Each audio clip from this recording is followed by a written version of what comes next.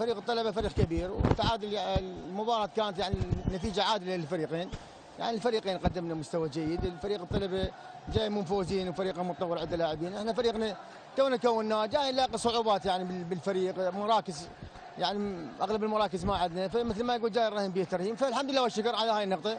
يعني جماعتنا قدموا مستوى زين رغم النقص اللي عندنا، وان شاء الله القادم افضل. عندنا اصابات وعندنا حرمان بالبطاقات الملونه، فسوينا خلال 3 ايام يعني هاي التشكيله ولعبنا بها امام الطلبه، واحنا الحمد لله يعني قانعين بهاي النتيجه ان شاء الله. الشوط الاول احسن من الميناء بهوايه، ضعنا فرص كثيره، لكن تعرف بملعبه والشوط الثاني لابد ان يكون هناك بعض الضغط على الفريق، واحنا خسرانين لاعبين اثنين اليوم ومشاركين ويانا، فالحمد لله والشكر بفرصه جيده، يعني نقطه اعتبرها اعتياديه مع فريق الميناء، فريق قوي، ملعبه ملعب جميل جدا، مبروكين على هذا الملعب يعني. اتمنى لكم الخير لانه بصراحه لاعبين الميناء لاعبين موهوبين يعني. اتمنى التوفيق للطلبه حتى نعود مره ثانيه المنافسه، والتوفيق للميناء ان شاء الله.